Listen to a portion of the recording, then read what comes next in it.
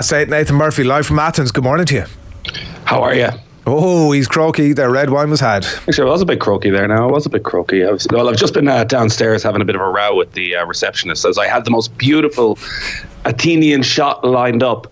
The rooftop bar, the Acropolis in the background, and he won't open the door for me. Oh no! And did you not? I mean, we had arranged this last night. We had arranged this last night, and I gave it the big one, and he said no. Do you know when you go on an away trip, Shane, and you've been out for a few drinks the night before, things are getting away from you a little bit, and then you come up with this cock and bull story while you're sat behind I wish my life was that exciting. Could you not have said? Do you know who I am? I sat in bed watching the golf. I sat in bed watching the golf. It was as exciting as it got last night. With Greek commentary? No. Somehow, remarkably, the Sky Go works in Greece. All right. I mean, maybe we shouldn't be talking about this. It works just fine. I don't know how this was no illegal stream or anything. It's most enjoyable. And Rory is going to continue to shoot the lights out without any question whatsoever, and there'll be no bumps in the road, and he'll get business done.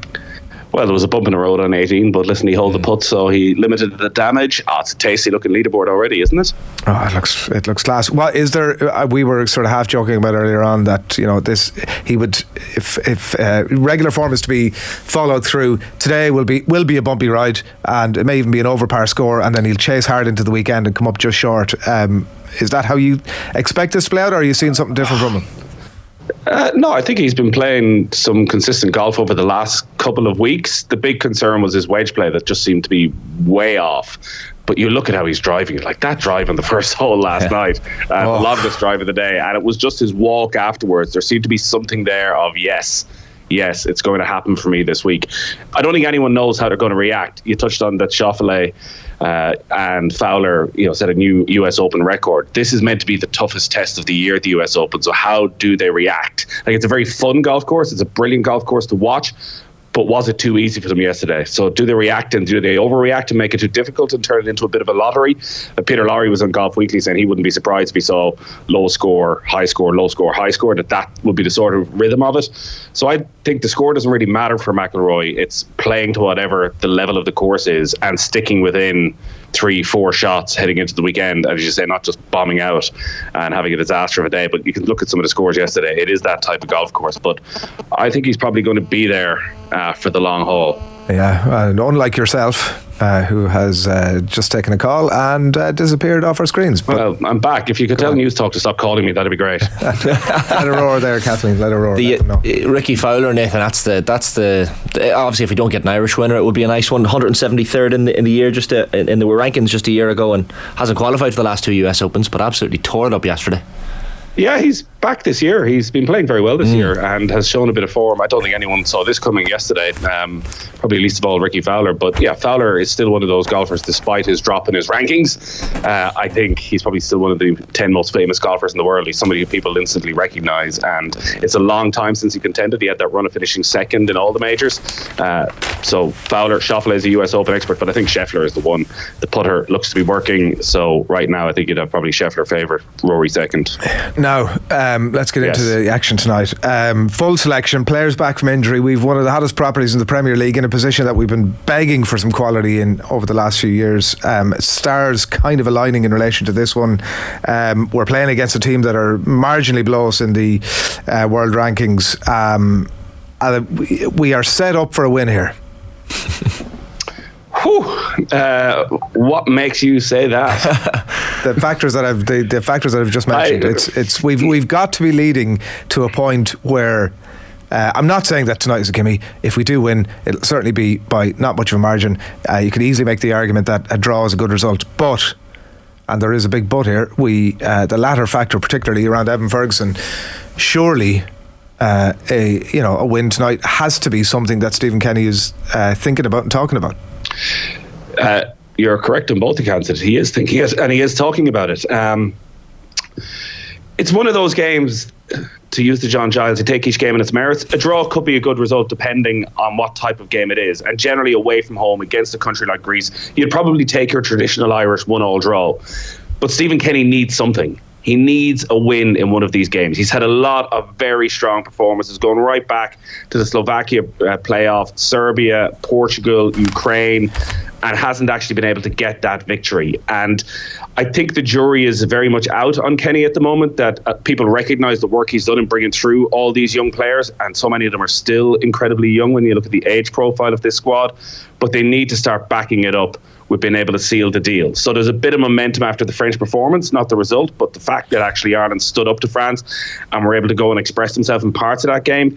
Now they need to follow it up, because the whole thing sort of opens up if they could get a victory tonight. You follow it up against Gibraltar, and suddenly anything you get then in September against France or the Netherlands is an absolute bonus. So I think tonight he will be going out to win the game. I hope his team selection reflects that, and I still think it'll be a very tight game. As you said, these ones always are. They're two sides who you never feel are going to score 4 or 5 goals in a match. I know a lot of the papers have gone with the lovely photos of Evan Ferguson and Michael-Obafemi, a little bit of a bromance blossoming in the team hotel over the last couple of days, Nathan, but certainly from a couple of the newspapers this morning, suggested lineups or predicted lineups, Adam Idah maybe the favoured option alongside Evan Ferguson possibly. Do you think he's going to lean that way?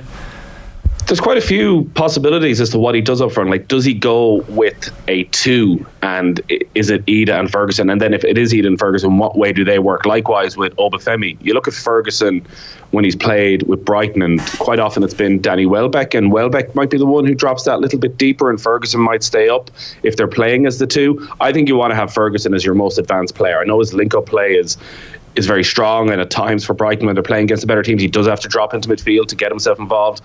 But I think, as Adrian was saying, we've got an 18-year-old superstar. You want to get him in positions where he can score goals, and the last thing you want is him having to drop deep to supply a Michael-Obafemi. I think that will be a clear sign that he wants to go and win this game, that by playing 2 of them up front, up top, he loves Idah. Like, it's remarkable the journey we've been on with strikers over the last 18 months, where we thought Adam Idah was it. Adam Idah is the future. He's going to be our guy for the next 5 years. Then we have the game against Scotland last year, and it's Parrott and Obafemi up front, and we go, we got a strike partnership here that's going to see us through the next 5 years. And then Evan Ferguson arrives, and well, he's probably going to see us through the next 20 years is what we're hoping.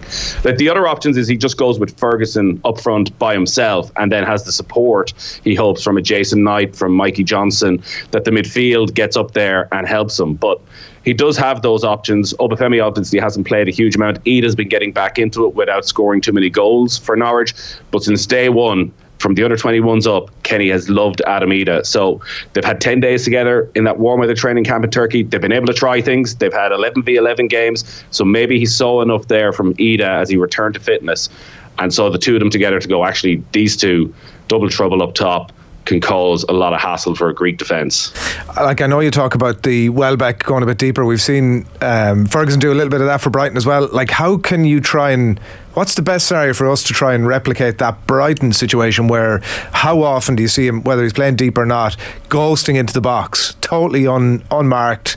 He's playing off his shoulder, he's playing, taking a little run that nobody's spotted, and suddenly he's in space in the box and the ball's in the back of the net. That's the situation we need to create for him. I think it's so difficult for Ireland to try and replicate what Brighton does, just because we don't have the same quality of player. All right, we can maybe have a threat down the wings with O'Dowda and Doherty in the way that they do with Estepunian at left back. We don't have a player like Enciso. Maybe Mikey Johnson is the closest, who can bring the ball down to the byline, and that's where, as you say, Evan Ferguson just sort of goes in there, doesn't need to sprint frantically, just drops in behind a lead attacker. But I don't think you can replicate what Brighton do, the speed at which they attack, the quality that they have in midfield. I think Ireland need to go about their game plan their own way. It'll be interesting to see how much of the ball they have tonight. Like the Greeks, it's not Greece of 2004. They are happy to get on the ball, to try and dominate it a bit in midfield. Ireland have generally looked quite good on the counter-attack, which sort of goes against the whole Stephen Kenny ethos and what we thought it would be of Ireland dominating the ball home and away. So can Ireland get enough possession, I think, to feed and to create chances? And like, Ireland have created a lot of chances under Stephen Kenny. The problem is they generally haven't taken them. Judging by my phone's weather app, it looks like you're going to have a lovely day in Athens, Nathan. 29 degrees highs, and then But Paul O'Hare was kind of playing down the weather situation. I know the lads had the team had the warm weather training camp in Turkey over the last week or so, but by kick-off time it looks like it'll be about 24 degrees. Like, is it muggy? Is it like, will the players feel that at that time? Muggy. Or is that, yeah, okay, muggy.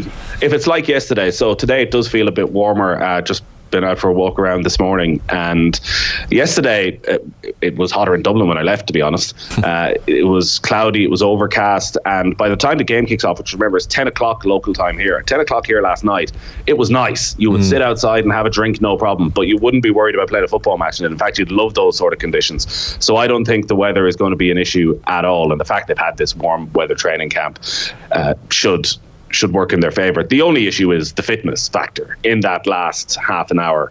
Like, John Egan hasn't played in nearly 6 weeks. Darragh O'Shea, if he selects him, which I think the jury's probably out as to whether it'll be O'Shea or Lenihan, like those players that have had very little game time. Matt Doherty, I was looking there at Matt Doherty's stats, remarkable. Started 27 league games in the last 3 seasons. Like 9 games a season. Like, he's, in one way you could say he's used to not playing a lot of football and been able to turn up and perform for Ireland.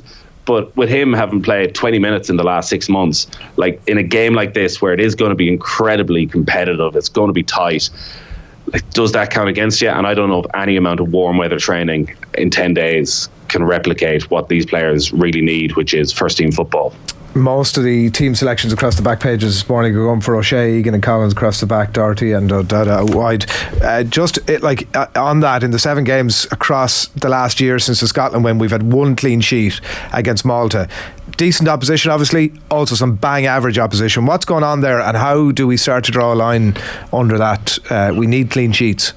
Well, we need to draw a line on some sort of a wall on the edge of the penalty area to stop people shooting from 30 yards and just finding its way into the back of the net, which is where so many of the goals that Ireland have conceded have come from. That it's not teams cutting us apart with incisive play where they've been a disorganised shambles. It's been standing off people from 25, 30 yards out and letting them have shots. And, often those goals have come in second halves. Again, I do wonder if there's a bit of fatigue, a lack of game time for players, that they just drop off ever so slightly. So when you look at defensively, like you look at those 3 who you say, O'Shea, Collins, Egan, like a rock solid defence. Darragh O'Shea hasn't played since the France game. He's been injured since then. So that's why that'll be a key selection, and do not be surprised if Darragh Lenihan starts in that back 3 ahead of Darragh O'Shea. I don't think there is a problem defensively. I just think they're conceding. Like, the XG, I think, is off the charts in terms of Ireland conceding far more than they actually should because of the quality of goal. But it can't be a coincidence that they concede that many goals from outside the box. This is a Greek team that you just would associate with scoring long-range goals. Their manager was a player who used to score brilliant long-range goals. They do have some attacking threat, even to the extent like the top goal scorer in the Dutch league is probably going to be sitting on the bench tonight for Greece. So they do have a good quality of player. The other thing for Greece tonight, and Gus Poyet, I'm sure it's in all the papers, saying this is a must-win game for either of these sides if they want to finish inside the top 2. They have that backup of a playoff. It's guaranteed. They are in League C. They won their league, so they're guaranteed a playoff. It's not quite as straightforward for Ireland. So does that mean they're going into tonight totally pressure off in a positive or a negative? I'm not quite sure. Well, score prediction before we let you off? I usually say 1-1 in these. I'm going to go 2-1 Ireland. I'm with you. Positivity, I love it. Good man. Evan Ferguson, 2 goals. This is the start of a beautiful thing. Right note to leave us on. Good man. Thanks, lads. Thanks a lot. Nathan Murphy on the line there from Athens. It could be anywhere. Could be anywhere, he assures us that the Acropolis was behind me there not too long ago. Oh yeah. Heard that before. Yeah.